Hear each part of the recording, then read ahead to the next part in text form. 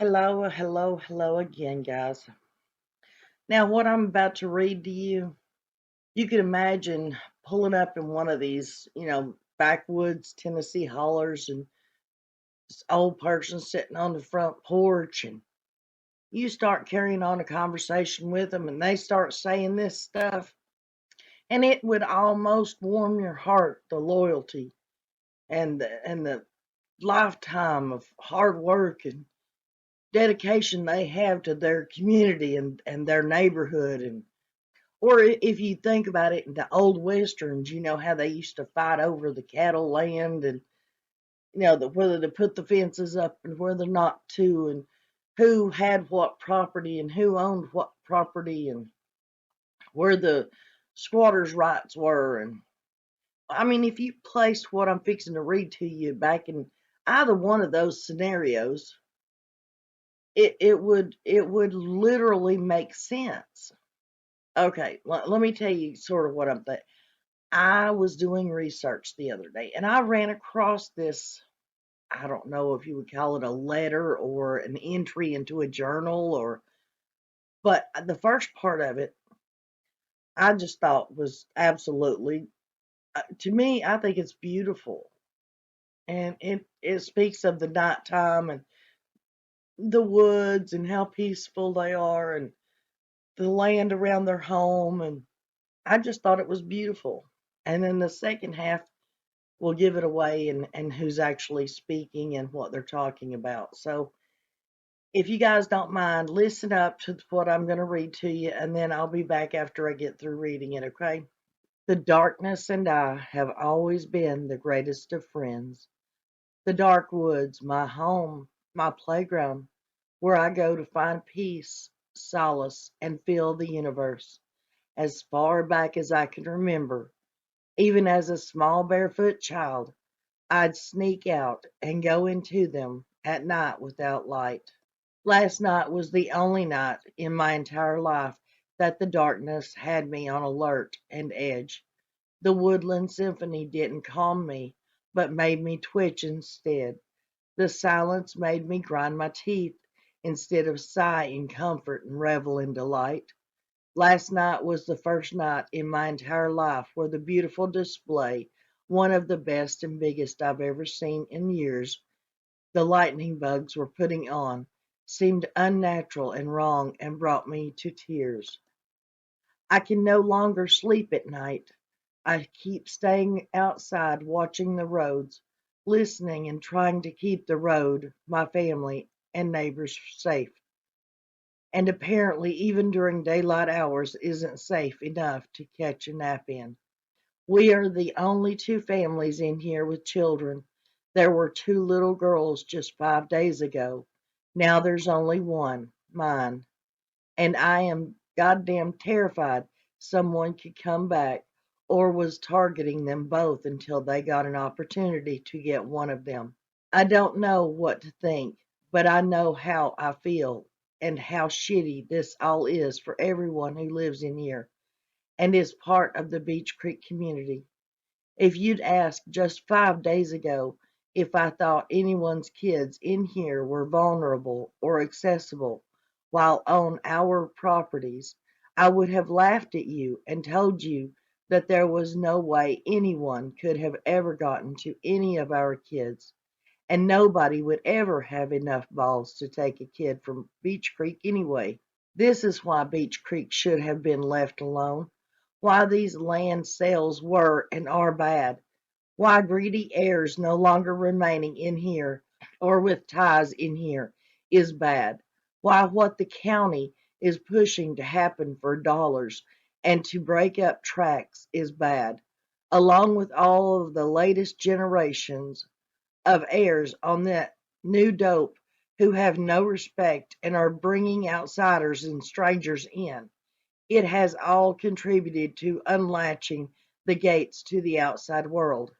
Beech Creek needs to put its foot down as it once did, or we will all be forced to live nightmares repeatedly and eventually end up living those repeated nightmares in HOAs to boot.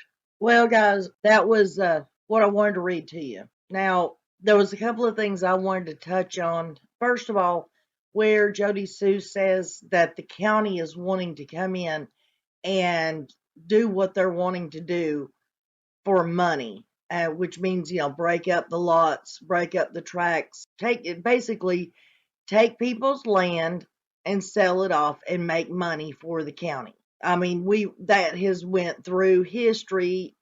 We have seen and heard about that throughout history where they do stuff like that, whether it be the county, the government, whoever.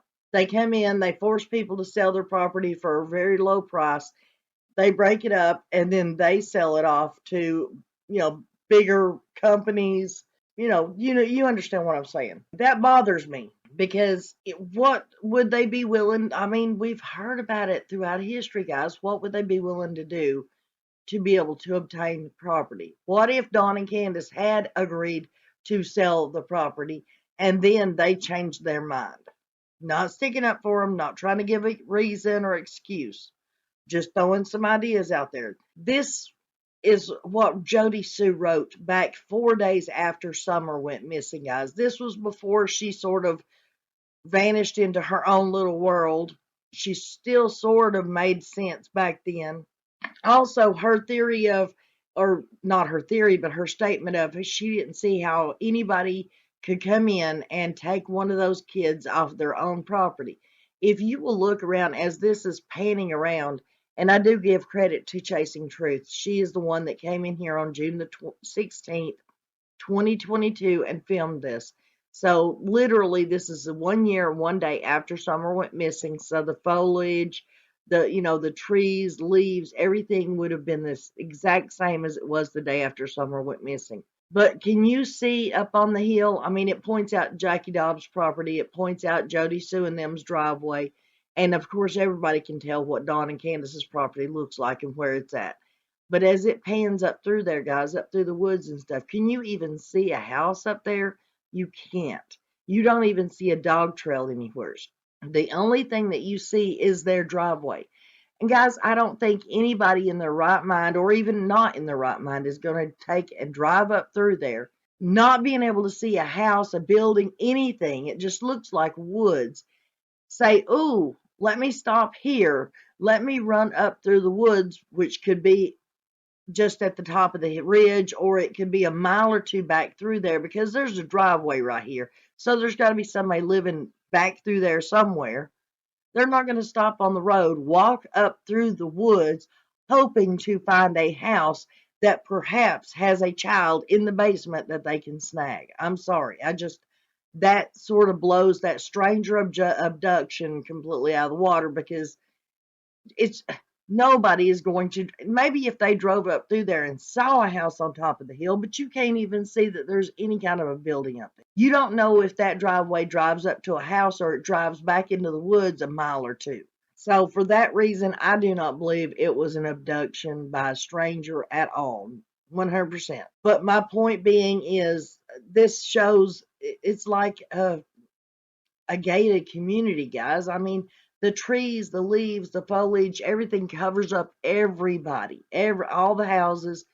The only house you see is the one when she turns in on Ben Hill Road, right there on the corner. The Chambers residence, Blue Roof Dawn, that's where he lived. And that's the only house you can see. I mean, she drives all the way up until the road splits, turns around and comes back down. You don't see anything but trees. So no, I don't think anybody drove up through there and decided, oh, well, they're going to snag a kid today. It is beautiful. It is beautiful all over East Tennessee. But I thought, I don't know what I thought. I wanted to read that to you guys because I think the first part of that is absolutely beautiful. I think it's interesting that she points out that the county is wanting to come in there and buy out the property and break it up into tracts. And I wonder if that has anything to do with why Summer went missing. Just a thought. Tell me what you think. And tell me what you think of the beautiful scenery. I mean, I know most of you've already seen lots of videos about this area, but I think Chasing Truth did an absolutely gorgeous job of capturing the beauty of this area and giving detailed. I mean, she actually showed the different areas on this road, like where people were, where JodiSues' driveway is compared to where Dawn and Candace's driveway is, that kind of thing. So let me know what you think, guys, and I'll see you on the next video.